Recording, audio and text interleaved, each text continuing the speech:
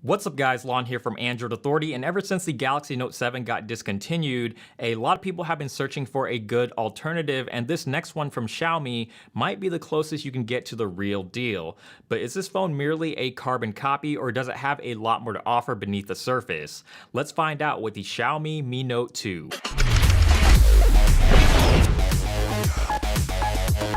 We've seen a lot of really interesting devices coming out of Chinese manufacturers as of late, like the Honor Magic and even Xiaomi's own Mi Mix, which was also announced alongside the Mi Note 2, but something that Chinese OEMs have been notoriously known for is creating smartphone clones, and the Mi Note 2 is no exception. We're pretty used to this by now, but this is probably the first time we've seen a smartphone clone of a phone that technically no longer exists. If you missed the Note 7's design, this might actually be a good thing because the Mi Note 2 copies the Note 7's design almost to a T.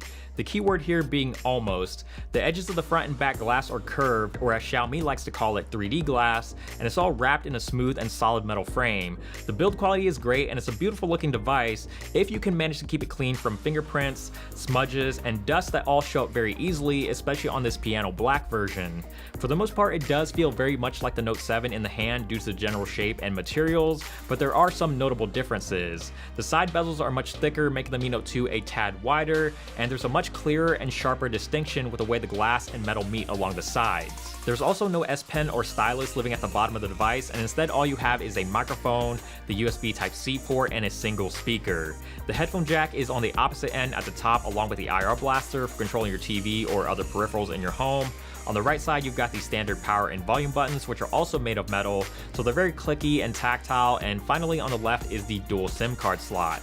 There's no micro SD card slot, but there is plenty of internal storage, with the phone being offered in 64 and 128GB capacities. The front of the device features a home button and capacitive keys for back and recent apps that are denoted by dots, which means you can change the order of these buttons within the settings to however you see fit. So you can have back on the left and recent apps on the right, or vice versa. At first glance, the home button may look like a solid state home button because of how flush it is to the glass, but it is a real physical clicky home button.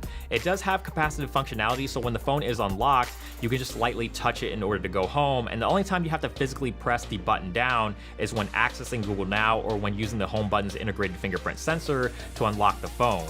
The fingerprint sensor works just as well as you would hope on a flagship phone. It's very fast and accurate to unlock, and very rarely did it ever fail to unlock on the first attempt. Being on the front also makes it much easier to unlock when it's sitting on a table or desk. The screen is an AMOLED display measuring in at 5.7 inches, but unlike most flagships that are featuring Quad HD, the Mi Note 2 opts for 1080p instead, but honestly, unless you plan on using this phone for VR, you probably won't even notice. To the naked eye, the screen is still plenty sharp, and of course you have all the inherent benefits of an AMOLED screen, like the deep blacks, high contrast, and punchy colors. There's also some options within the settings to adjust the color and contrast to make the screen look how you want, and a reading mode to make it easier on your eyes at night. If you like big screen phones for a more comfortable media experience, you'll definitely enjoy this one, and Xiaomi did a great job of taking advantage of the large size by giving the Mi Note 2 a very high DPI that allows you to see a lot more content on the screen at one time. The biggest benefit of a 1080p panel is how much easier it is on your phone's battery life, and when you combine that 1080p panel with a massive 4070 mAh battery, you have a recipe for some extremely good battery life. The Mi Note 2 easily lasts me all day, sometimes even a day and a half if my usage is a little bit more casual, but regardless of how many hours of YouTube, gaming, social media, or emails that I do, the phone always lasted me comfortably into the late night hours of the day. Aside from the design and screen size, the Mi Note 2 similarities with the Note 7 pretty much end there, and you don't have to dig very deep to see what the differences are. On the inside, it's got all the specs that we would want out of a flagship. All versions of the Mi Note 2 come with the Snapdragon 821 chip, but the base model will come with 4GB of RAM, while the Premium Edition features 6GB of RAM. The Premium Edition will also come in a global version that supports a total of 37 bands, including 22 LTE bands, so this will be the one to pick up for use anywhere around the world or on GSM carriers here in the States like T-Mobile and AT&T.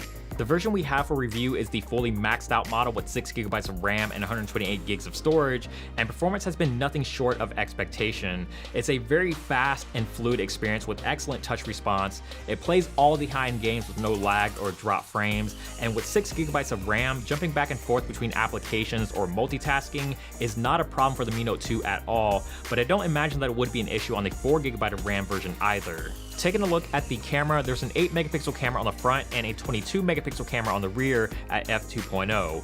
Unfortunately, there's no optical image stabilization, but it does at the very least have electronic image stabilization. The camera interface is nothing out of the ordinary. It's straightforward and simple, and comes with a handful of shooting modes like panorama, a group selfie mode, beautify, and a manual mode for dialing in the settings yourself. While the camera interface is simple and easy to use, it could use some improvements. It's geared more towards portrait orientation, which is fine if you take mostly portrait photos, but when shooting in landscape, only some UI elements rotate to landscape, while the good majority stay locked in portrait. Of course, none of this matters if the picture quality isn't any good, but the Mi Note 2 is capable of taking some great looking photos that I would say are on par with other flagships. It's fast to focus and capture photos, and the 22 megapixel shots provide plenty of detail, and you can really see how sharp these images look when zooming in and pixel peeping. It does crush shadows a little too much and underexposes in certain situations, but it's nothing that can't be fixed by using HDR. Even without optical image stabilization, it does decently well in low light as far as capturing detail, but it does sometimes struggle with white balance, and there tends to be a flaring effect with highlights. It's also much slower to capture photos in low light when using HDR, which makes it difficult to grab shots that are in focus without using some other form of stabilization like a tripod. The Mi Note 2 is running the latest version of MIUI with MIUI version 8 on top of Android 6.0 Marshmallow. MIUI version 8 was introduced earlier last year, and it brings a host of new changes to the interface. There's a new clean color palette that can be seen throughout the entire interface and in Xiaomi's standard set of apps, and the font has been updated to a font that Xiaomi claims is much easier on the eyes, even after several long hours of reading. The notifications panel received a facelift with notifications and toggles now being bundled into one panel, and you can also get a convenient weather widget integrated into the notifications panel that will change colors depending on the time of day.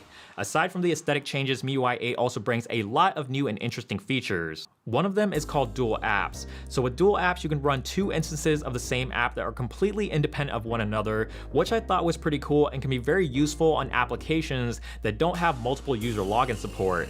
Apps like Facebook and Snapchat would be prime examples, but there's many other apps that can take advantage of this. Another feature that stands out on MIUI is the second space feature. Second space basically lets you create a secondary profile with its own home screen and apps that is completely separate from your main profile. If you use your phone for both work and play, you could keep your main profile for personal use and have your other for business use and easily switch back between the two.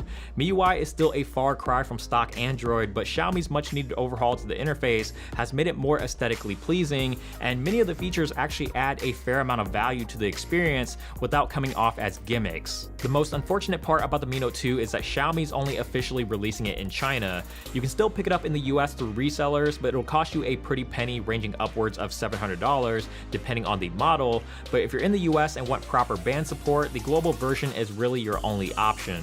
There's certainly some better deals out there, but if you're still on the hunt for a Note 7 alternative, the Mi Note 2 will be your best bet, at least on the exterior. But when you get to know this phone inside and out, you'll realize that it's more than just your average smartphone clone. As always, thank you guys so much for watching this video. I hope you enjoyed this review of the Xiaomi Mi Note 2, and if you did, please give it a thumbs up down below. We definitely appreciate it, and also subscribe to the channel, which is also down below if you haven't already, and check us out on social media: Instagram, Twitter, Snapchat, Google+, all that good stuff will be linked down below, and feel free to follow me on social media as well. And as always, check out the website androidauthority.com, because we are your source for all things Android.